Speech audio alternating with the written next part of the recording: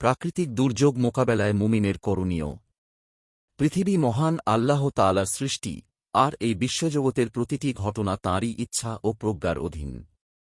কখনো ভূমিকম্প, বন্যা, ঘূর্ণিঝড়, অতিবৃষ্টি, খরা, অগ্নিকাণ্ড কিংবা মহামারীর মতো প্রাকৃতিক দুর্যোগ মানুষের জীবনকে বিপর্যস্ত করে তোলে।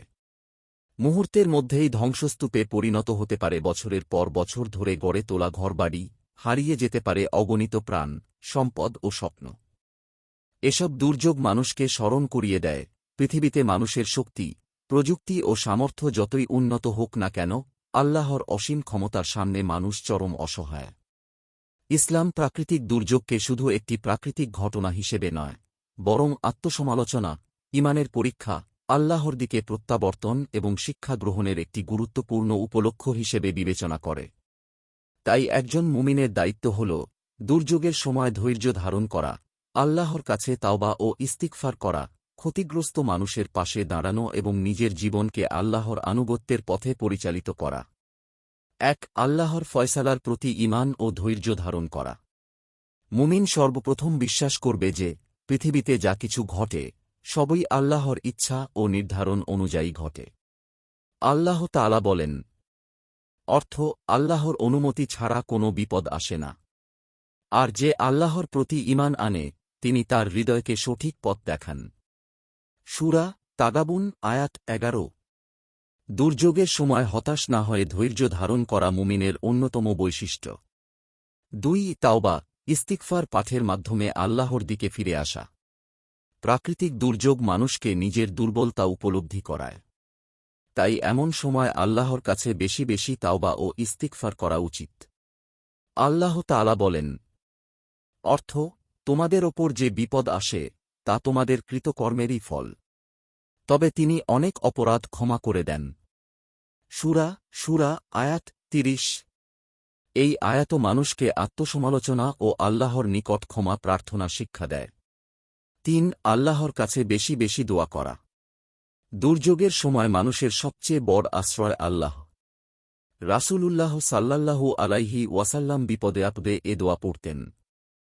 অর্থ, হে আল্লাহ, আমি আপনার কাছে ক্ষমা ও নিরাপত্তা প্রার্থনা করছি। তিরমিজি হাদিস 3514। 4 আতঙ্কিত না হয়ে ধৈর্য ধারণ করা। মহান আল্লাহ তাআলা বলেন, অর্থ আর আপনি ধৈর্যশীলদের সুসংবাদ দিন। সূরা বাকারা আয়াত 155। 5 দুর্গত মানুষের পাশে দাঁড়ানো। প্রাকৃতিক দুর্যোগে ক্ষতিগ্রস্ত মানুষদের সাহায্য করা ইসলামের অন্যতম শ্রেষ্ঠ মানবিক শিক্ষা। রাসূলুল্লাহ সাল্লাল্লাহু আলাইহি ওয়াসাল্লাম বলেছেন, অর্থ বান্দা যতক্ষণ তার ভাইয়ের সাহায্যে থাকে আল্লাহ ততক্ষণ তার সাহায্যে থাকেন। সহিহ মুসলিম হাদিস 2699। অর্থ খাদ্য, ওষুধ, আশ্রয় ও সান্ত্বনা দিয়ে ক্ষতিগ্রস্তদের পাশে দাঁড়ানো একজন মুমিনের ঈমানী দায়িত্ব। 6 গুজব ও বিভ্রান্তি থেকে বিরত থাকা। দুর্যোগের সময় যাচাই-বাছাই ছাড়া কোনো খবর প্রচার করা উচিত নয়। আল্লাহ তাআলা বলেন, অর্থ হে মুমিনগণ, কোনো অবাধ্য ব্যক্তি যদি তোমাদের কাছে কোনো সংবাদ নিয়ে আসে তবে তা যাচাই করে নাও। সূরা হুজুরাত আয়াত 6।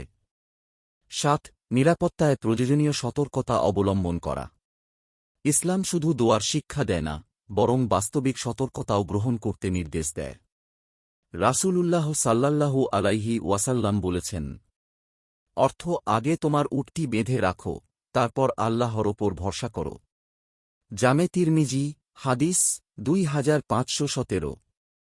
অতএব দুর্যোগের সময় সরকারি নির্দেশনা মেনে চলা, নিরাপদ স্থানে আশ্রয় নেওয়া এবং প্রয়োজনীয় প্রস্তুতি গ্রহণ করাও ইসলামের শিক্ষা। 8 দুর্যোগ থেকে শিক্ষা গ্রহণ করা। প্রাকৃতিক দুর্যোগ মানুষকে দুনিয়ার অস্থায়িত্ব স্মরণ করিয়ে দেয়। এটি আল্লাহর দিকে ফিরে আসার এবং নিজের জীবন সংশোধনের একটি সুযোগ। আল্লাহ তাআলা বলেন, অর্থ মানুষের কৃতকর্মের কারণে স্থল ও সমুদ্রে বিপর্যয় ছড়িয়ে পড়েছে।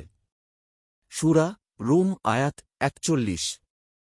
এই আয়াতও আমাদেরকে আল্লাহভীরু জীবনযাপনের প্রতি আহ্বান জানায়। প্রাকৃতিক দুর্যোগ মানুষের অহংকার ভেঙে দিয়ে মহান আল্লাহর অসীম ক্ষমতার কথা স্মরণ করিয়ে দেয়। এগুলো কখনো পরীক্ষা, কখনো সতর্কবার্তা, আবার কখনো আত্মশুদ্ধির সুযোগ।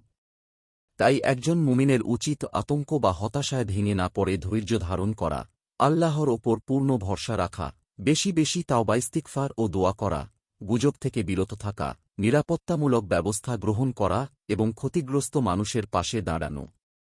মনে রাখতে হবে, দুর্যোগ কেবল ধ্বংসের বার্তা নয়, বরং এটি ঈমানকে দৃঢ় করা, মানবতার সেবা করা এবং আল্লাহর নৈকট্য অর্জনেরও এক মূল্যবান সুযোগ। আল্লাহ তাআলা আমাদের সবাইকে সব ধরনের বিপদমুসিবত থেকে হেফাজত করুন, ধৈর্যশীলদের অন্তর্ভুক্ত করুন এবং আমাদেরকে দুনিয়া ও আখিরাতের কল্যাণ দান করুন। আমিন। আপনার একটি শেয়ার হয়তো কারও জীবন বদলে দিতে পারে। সাদকায়ে জারিয়া সওয়াব পেতে ভিডিওটি শেয়ার করুন। সোর্স: ইসলামী জীবন, কালের কণ্ঠ।